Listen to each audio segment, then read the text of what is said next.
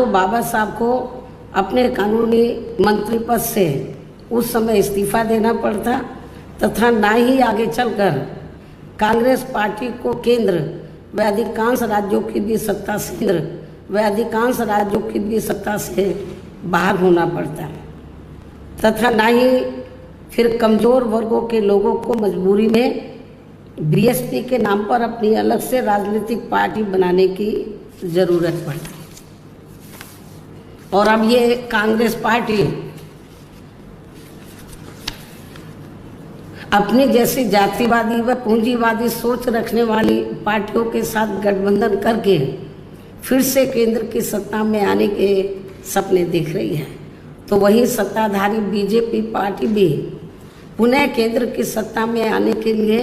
अपने एनडीए गठबंधन को हर मामले में मजबूत बनाने में लगी है। साथ ही फिर से सत्ता में आने का दावा भी ठोक रही है। ये कह रही है कि इस बार बीजेपी और उनका गठबंधन 300 से ज़्यादा सीटें लाएगा, इसका भी दावा ठोक रही है। जिनकी कथनी व करनी में कांग्रेस पार्टी की तरह ही कोई खास अंतर नज़र नहीं आता है। कहने का तात्पर्य ये है कि अब ये दोनों बने गठबंधन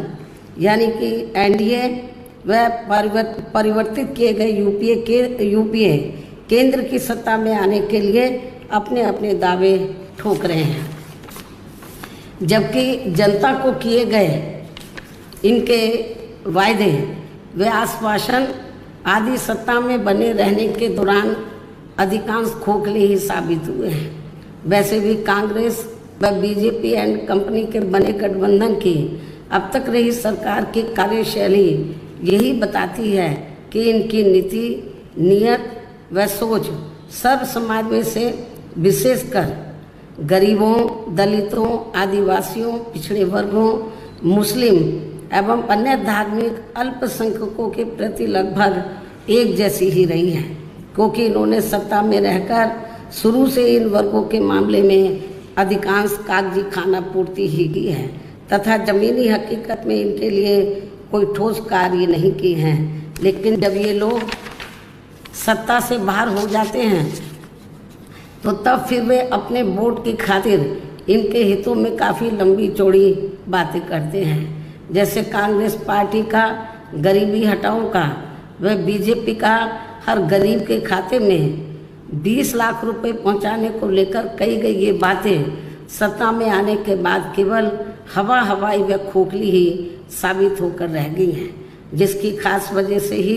बीएसपी ने सत्ताधारी गठबंधन व विपक्षी गठबंधन से ज़्यादातर अपनी दूरी ही बना के रखी है। ऐसी स्थिति में अब इन वर्गों के लोगों को यानी कि कमज़ोर वर्गों के लोगों को आपसी भाईचारे के आधार पर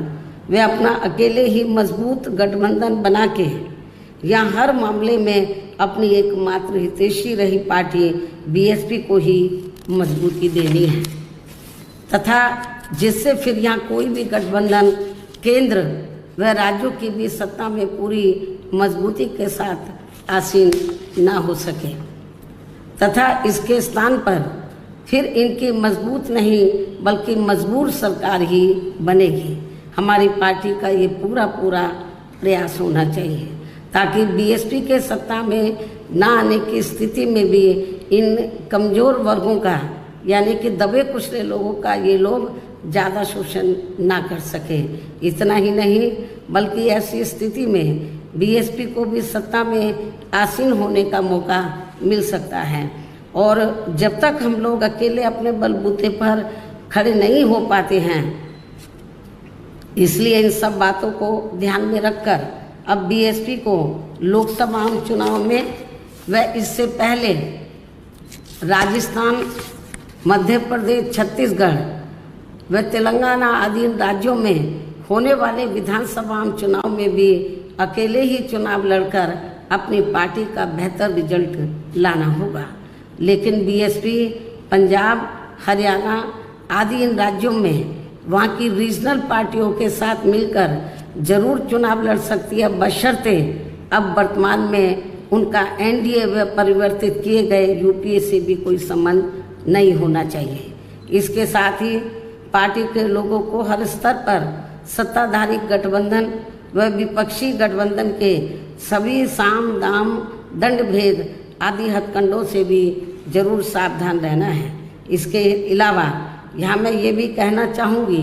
कि देश में लगातार बढ़ रही कमर तोड़ महंगाई, अति गरीबी व बेरोजगारी आदि की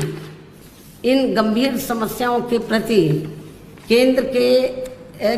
के उत्तरदायित्व को लेकर कल से शुरू हो रहे संसद के मानसून सत्र में जवाबदेही का लोगों को काफ़ी बेसब्री से इंतजार है। किंतु मणिपुर में जारी चिंतनीय हालात, हिंसा व सुरक्षा ही अब नया मुद्दा बन गया है। किंतु इन समस्याओं के प्रति भाजपा का रवैया अब तक व्यापक जनहित का कम तथा अपने राजनीतिक स्वार्थ का ज़्यादा देखने को मिल रहा है, जिस कारण देश से जुड़े इन मामलों का जटिल बने रहना अति दुखद है। जबकि देश की प्रगति लोगों की उन्नति में ही निहित है, जिस पर पूरा ध्यान केंद्रित करने की भी सख्त ज़रूरत है। और अब लोकसभा चुनाव से पहले संसद में सरकार व विपक्ष का रवैया तकरार, आरोप प्रत्यारोप व जिम्मेदारी से भागने का नहीं, बल्कि इन ज्वलंत जन समस्याओं को दूर करने संबंधी समाधान का होना चाहिए। क्योंकि इस समय समस्त गरीब एवं मेहनतकश जनता का जीवन काफ़ी दुखी व त्रस्त है, जिनकी सही से चिंता करना सभी का दायित्व भी बनता है। अंत में अब मैं अपनी बात यहीं समाप्त करती हूँ। धन्यवाद। जय भीम व जय भारत।